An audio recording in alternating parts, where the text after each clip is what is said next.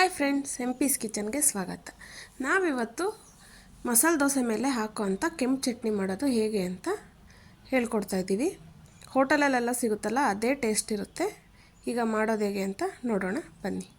First ಒಂದು ಜಾರಿಗೆ ನಾವು ಬಿಸಿನೀರಲ್ಲಿ ನೆನೆಸಿರೋ ಅಂಥ ಒಂದು 10 ಬ್ಯಾಡಗಿ ಮೆಣಸಿನ್ಕಾಯಿನ ಹಾಕ್ತಾಯಿದ್ದೀನಿ. ಒಂದು 10 ನಿಮಿಷ ನೆನೆಸಿದ್ರೆ ಸಾಕು. ಬಿಸಿನೀರಲ್ಲಿ ಚೆನ್ನಾಗಿ ಸ್ಮೂತಾಗಿ ನೆನ್ಕೊಂಡಿರುತ್ತೆ.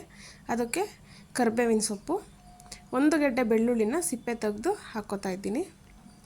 ಮತ್ತು 1 ಸ್ಪೂನು ಜೀರಿಗೆ, 1 ಸ್ಪೂನು ಧನಿಯಾ ಕಾಳು, ಮತ್ತು ರುಚಿಗೆ ತಕ್ಕಷ್ಟು ಉಪ್ಪು.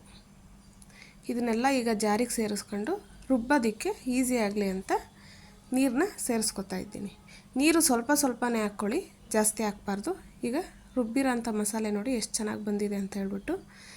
ತುಂಬ ನುಣ್ಣಗೆ ರುಬ್ಬೋದೇನು ಬೇಡ. ಈಗ ದೋಸೆ ಹಾಕಿ ತೋರಿಸ್ತೀನಿ. ನೋಡ್ತಾ ಇದ್ದಾರಲ್ಲ, ಈಗ ದೋಸೆ ಎಲ್ಲ ನಿಧಾನಕ್ಕೆ ಸ್ಪ್ರೆಡ್ ಮಾಡಿಕೊಂಡು, ನಿಮಗೆ ಇಷ್ಟ ಇದ್ದರೆ ಬಟರು ಇಲ್ಲ ಆಯಿಲು ಏನು ಬೇಕಾದರೂ ಹಾಕ್ಕೋಬೋದು. ನೋಡಿ ಎಷ್ಟು ಚೆನ್ನಾಗಿ ಬರ್ತಿದೆ ಅಂತ ಹೇಳ್ಬಿಟ್ಟು. ಈ ರೀತಿ ಎಲ್ಲ ಕಡೆ ಸ್ಪ್ರೆಡ್ ಮಾಡ್ಕೋಬೇಕು. ನೀವು ಮನೇಲಿ ಮಾಡಿ ಹೇಗಿತ್ತು ಎಂದು ಕಮೆಂಟ್ ಮೂಲಕ ತಿಳಿಸಿ. ನಮ್ಮ ಚಾನಲ್ನ ಸಬ್ಸ್ಕ್ರೈಬ್ ಮಾಡಿ, ಸಪೋರ್ಟ್ ಮಾಡಿ, ಲೈಕ್ ಮಾಡಿ. Thank you for watching.